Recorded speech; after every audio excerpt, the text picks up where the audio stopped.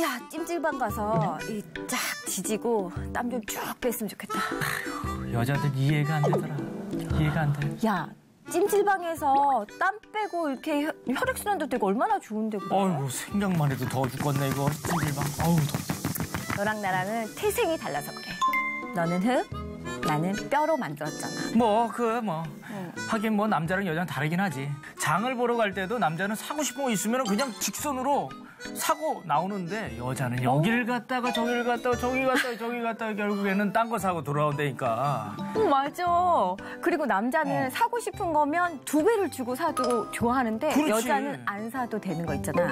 그거 그냥 할인한다고 반값 주고 샀다고 이게 좋아하거든. 맞아. 그게 문제야. 야, 하나 더. 하나님이 왜 여자를 출산과 육아를 맡기신 줄 알아? 여자한테? 왜? 그건 남자는 자기 몸 하나 지탱하기 힘들거든. 뭐 그건 그렇고 오늘도 우리 조화롭게 그리고 사이좋게 목사님 모셔보고 공부나 하자. 그럴까? 목사님 한번 불러볼까? 목사님!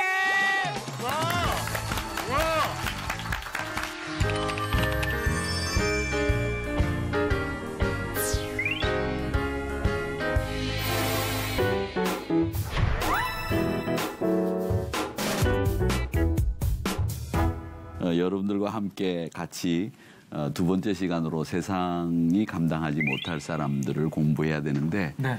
여러분들이 어떤 사람을 생각하셨을런지는 모르겠지만 저는 조금 전에 네. 우리 강준 씨와 성현 씨가 말씀하신 것처럼 남자와 여자가 다르다라고 하는 것을 분명히 말씀하셨는데 지난 시간에 우리가 아담을 배웠으니까 오늘은 하와를 같이 공부를 해보도록 하겠습니다.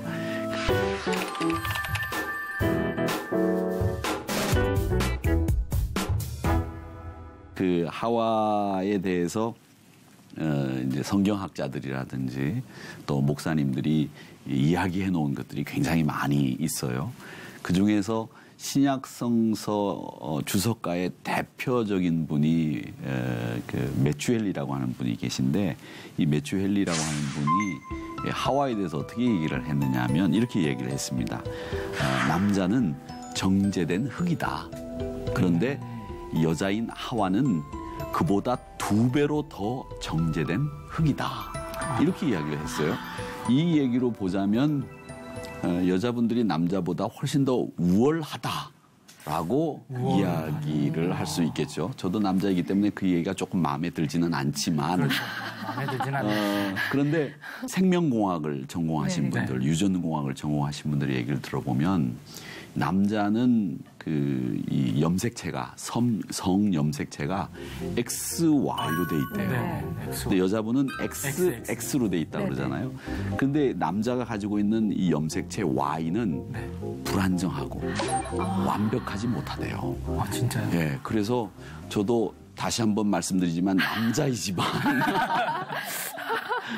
이 Y 염색체를 가지고 있는 남자가 여자보다 못하다 이런 얘기들을 하시더라고요. 근데 이 주석학자인 메추헬리도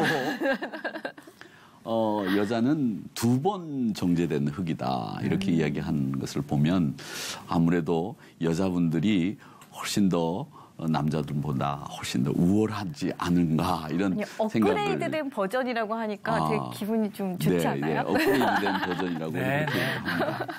근데 이제 아담은 이제 지난 시간에 우리가 흙으로 만들었다고 말씀을 드렸죠. 그래서 아담이라고 하는 말은 아다마라고 하는 점성이 강한 흙으로 만들었다 이렇게 말씀을 드렸는데 이 하와는 살아있는 아담의 신체 일부를 가지고 만들었단 말이죠.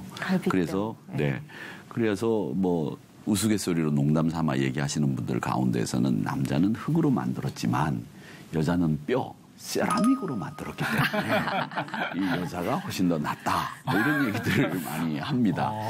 이 남자와 여자의 차이가 뭘까에 대해서 공부도 좀 해봤어요. 해봤는데 남자분들이 싫어하는 여자들이 있대요.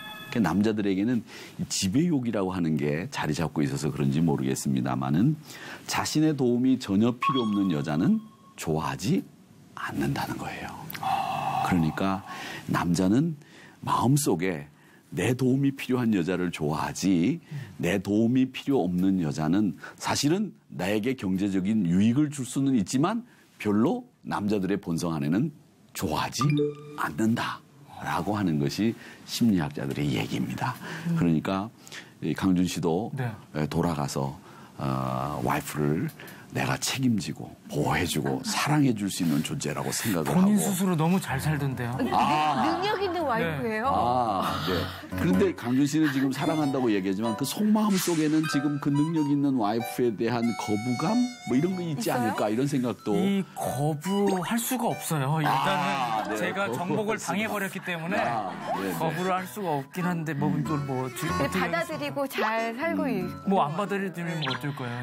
받아들여야지. 네, 강준 씨는 아직 젊은데도 그렇지만 네. 저는 어떻겠어요? 그러니까요, 목사님. 죄송합니다. 그러니까 남자들은 네. 우월한 성염색체를 가진 여자분들 네. 또 하나님이 2번 정죄해서 만든 흙으로 창조하신 하와와 같은 여자분들을 잘 섬기고 순종하고 그분의 말씀에 따르는 것이 좋다라는 결론이 제가 지금까지 살면서 얻은 결론이에요. 그러니까 선배로서. 목사님과 강준 씨는 정확하게 잘 알고 있는 것 같아요. 네. 네. 그래도 정확하게 알고 있어서 대처는 제대로 못하지만 그래도 정확하게 알고 있는 건 알고 있는 거죠. 행동이 안 돼서 그렇습니다. 네. 그러나 이걸 성경적으로 풀어보면 사실 또 일리는 있어요. 뭐냐면 남자는 흙으로 만들었지만 여자는 우월한 생명의 일부로 만들었기 때문에 결국은 이 남자가 여자보다 못한 존재라고 하는 이런 이야기도 될 수 있는데 이건 못하고 잘하고 우월 열등 이 얘기를 하는 건 사실은 아니죠. 그 얘기보다 아담은 흙이라고 하는 아다마라고 하는 것을 통해서 만들었지만 하와의 뜻은 뭐냐면 창세기 3장 20절에 보면 아담이 그의 아내의 이름을 하와라 불렀으니 그는 모든 산자의 어머니가 됨이더라. 이렇게 돼 있습니다. 모든 산자의 어머니가 됨이더라. 이렇게 돼 있는데 이 산자의 어머니가 됨이더라라고 하는 말씀 속에 아주 중요한 포인트가 들어 있습니다. 이게 뭐냐면 하와가 그 이름의 뜻이 생명이라고 하는 뜻이에요. 살아있다라고 하는 뜻입니다. 그러니까 아담은 불순종으로 인해서 죄를 또 죽음을 경험하면서 육신적으로는 죄의 죽음을 직면했지만은 죽음으로 끝나는 인생을 산 건 아니에요. 하와도 마찬가지고요.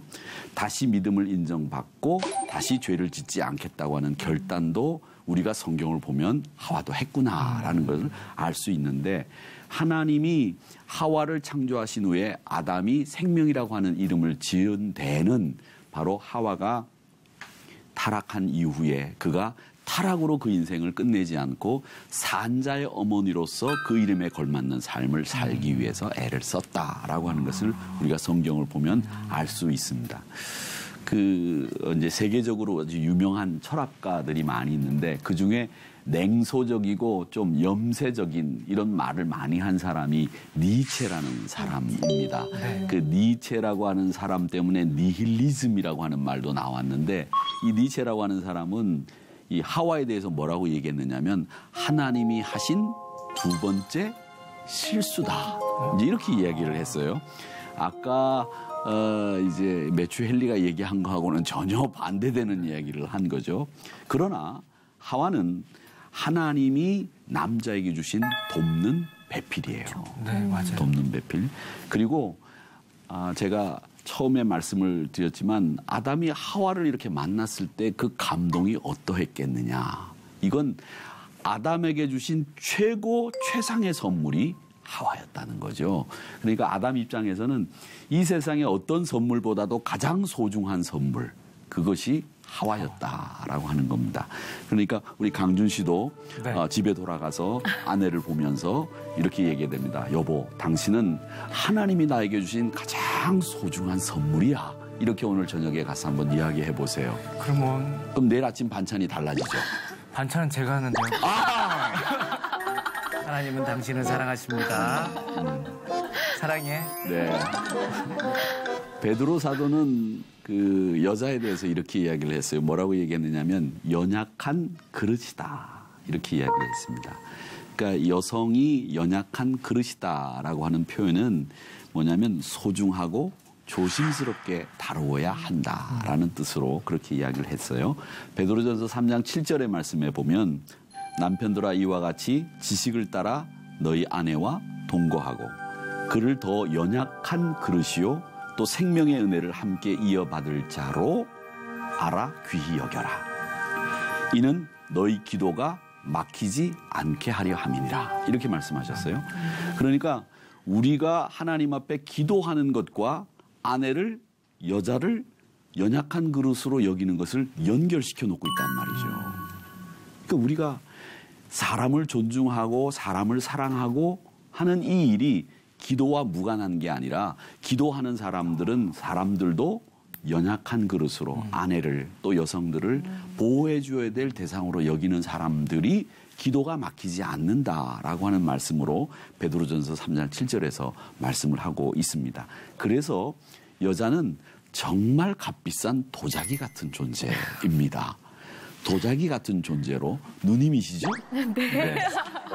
오래된 도자기이지만 값비싼 누님으로. 성현 씨가 오늘 끝나고 나면 저를 미워할 것 같은데. 목사님. 아니 근데 목사님 말씀 맞는 게요. 사실은 되게 요즘 현대 여성은 강하다고 그런 인식이 많은데 사실 안에 들어보면서 사실 강한 척하는 거잖아요. 맞는 말씀 같아요. 네. 깨지기도 쉬우니까 조심히 다뤄주세요. 네. 강한 척을 해요. 그냥 약한 척하면 보호해주는데. 죄송합니다. 여성분들이 참 많네요. 네. 괜한 건 많이 꺼냅니다. 근데 요즘 세상은 남자들이 여성들의 그 영향력을 벗어나서는 살 수가 없거든요. 그러니까 이 성경에 나오는 말씀처럼 연약한 그릇으로 알고 잘 이렇게 보호해주고 잘 이렇게 섬겨주셔야 됩니다. 그런데 이 여자분들 보면 그 감수성도 예민하잖아요. 네. 그리고 여성분들이 바라보는 시각하고 남성들이 바라보는 시각하고는 달라요. 네. 그러니까 남자들은 무슨 사물을 볼 때에 그 사물이 가지고 있는 기능을 보잖아요. 그런데 여자들은 그 사물을 볼 때 기능적인 면보다도 심미적인 부분 그리고 그 사물로 인해서 내가 받아야 될 영향력 같은 것도 주도 면밀하게 잘 살필 줄 아는 시각을 여성분들은 가지고 있단 말이죠. 그래서 남성들은 추진력이 있는 반면 여자분들은 검토하는 능력이 있어서 두 분이 다 합쳐서 이 능력을 조화롭게 이끌어 간다면 아름다운 가정이 되고 모든 일도 순조롭게 해나갈 수 있는 거죠. 하나님이 그렇게 만드셨다고 하는 것은 우리 세상이 남자와 여자가 같이 공존할 수 있도록 만든 거죠. 여성분에게는 따뜻함이 있고 남성분들에게는 강인함이 있고 이런 것들이 다 다른 것인데 이런 이 조화로움과 장점들을 잘 조화해서 나간다고 하면 참 좋겠다 이런 생각이 드는데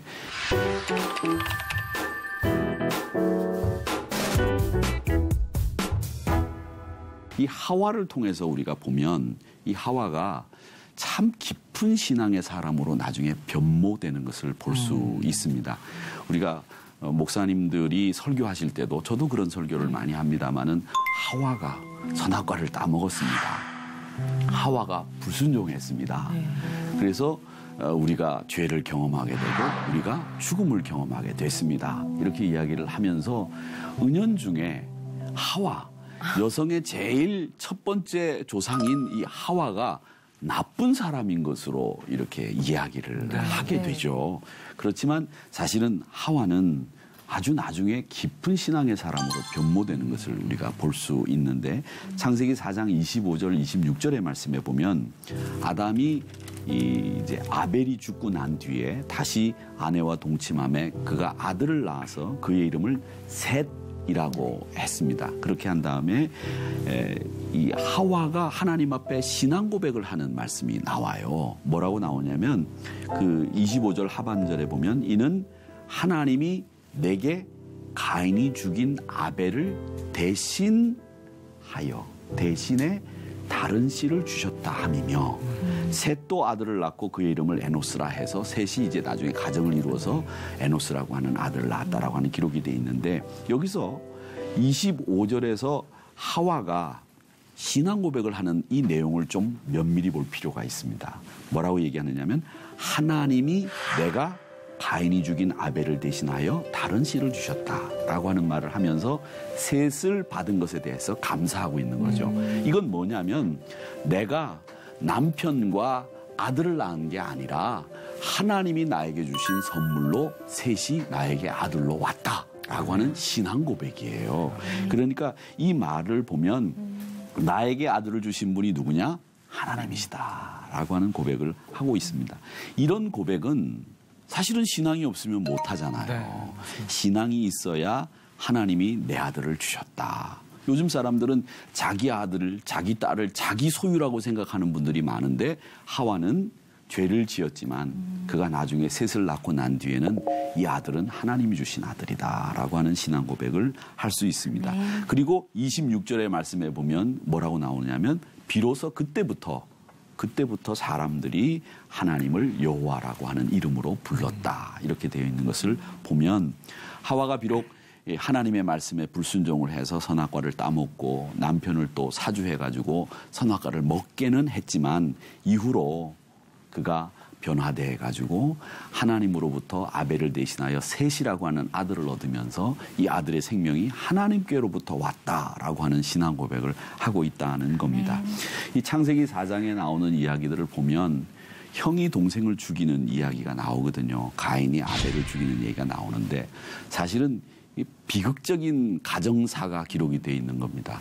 창세기가 시작이 되면서 1장, 2장, 3장, 4장 그 앞에 좋은 이야기도 많은데 동생이 형한테 돌로 맞아 죽었다는 얘기가 나오는 이 이유가 뭘까 이런 생각을 해봅니다. 그런데 이제 그 이야기는 또 다음에 하기로 하고 그런 비극적인 사건을 누가 겪었느냐. 사실은 제일 가슴 아프게 그 사건을 바라보고 겪었던 사람은 어머니 하와였을 거예요.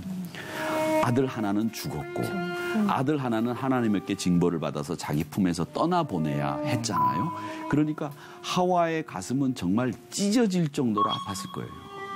그런 상황에서 얼마나 많이 울었겠을까 이걸 한번 생각해 보는 거죠. 여자분으로서 여성으로서 도무지 겪을 수 없는 일을 하와는 겪었던 거예요.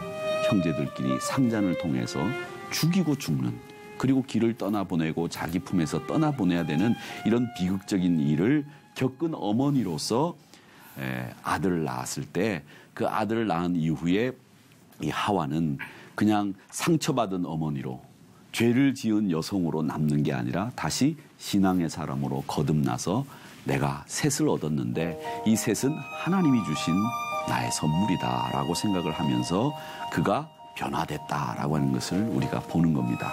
우리가 하와를 보면서 놓쳤던 부분이 바로 이겁니다.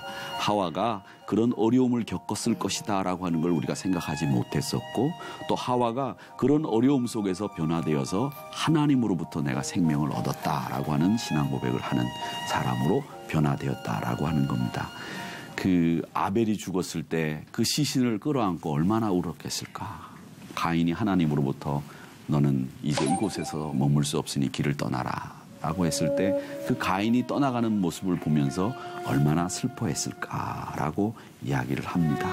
그러니까 우리가 이런 이야기들을 통해서 하와가 참 불행한 일을 겪었지만 그 불행한 일로 삶을 끝내지 않고 새로운 삶으로 하나님에 대한 신앙 고백을 하는 사람으로 변화되었다라고 하는 것을 우리가 성경을 통해서 배우는 거죠.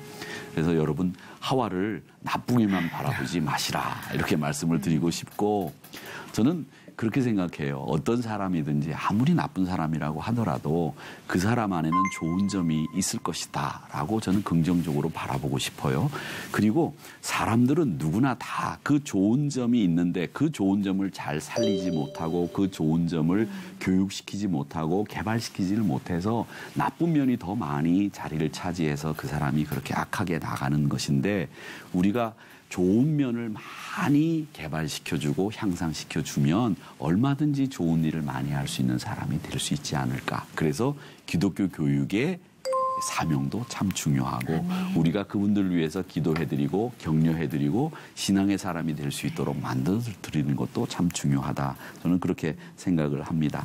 그래서 하와는 결국 우리에게 죄를 지었지만 불순종으로 끝나는 삶이 아니라 하나님의 사람으로 거듭나는 모습을 보여주는 이 가장 모델적인 사람이 바로 하와였다라고 하는 겁니다. 저는 세상이 감당하지 못하는 사람은 뭐 세상을 향해서 항상 이기는 사람만 세상이 감당하지 못하는 사람이 아니라 비록 실패했지만 또 좌절했지만 그걸 극복하고 이겨내는 사람이 세상이 감당하지 못하는 사람이 아닐까.